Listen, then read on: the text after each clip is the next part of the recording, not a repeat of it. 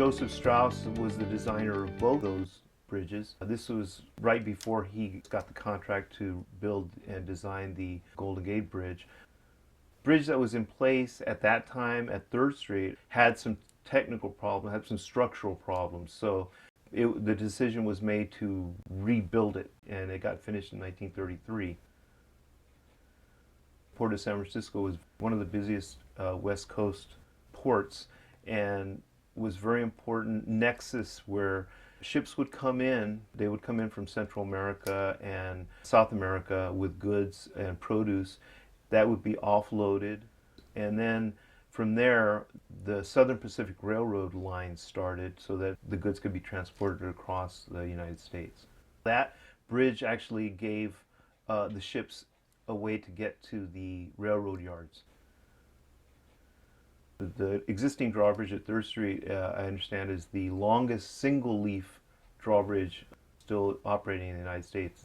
80 feet clearance in the water, so it can accommodate an 80-foot wide ship. They're both known as bascule bridges, which is it's like a seesaw where the motor starts the movement and then controls the speed, but basically the counterweight is what is allowing the bridge to move. Training operators basically to make safety the #1 concern, because it's a very dangerous operation to lift that bridge when there's vehicle traffic, pedestrian traffic, bicycle traffic, and boat traffic. You're responsible for everything. The ballpark has added an extra wrinkle, 40,000 people going to games. They do restrict operation of the drawbridge presently before and after the game, so we avoid a lot of problems just by having an agreement with the boat owners, with the Mission Bay Association, that they will cooperate, that they won't request any lifts before and after the games. Since the bridges are historical landmarks, they could not change the outward appearance, but they did put a true counterweight below ground at 4th Street drawbridge, and thus they minimized the safety concern of having such a heavy weight overhead over the traffic. At one time, there were bridge tenders at each bridge, and there was a signalman on the opposite side of each bridge. So there were 2 people at each bridge, 4 hours a day, 7 days a week.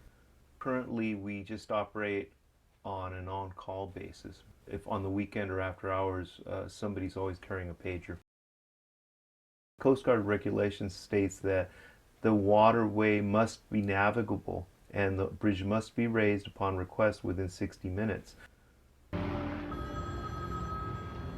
Hello. Raise the bridge? Right now? Keep going, keep going!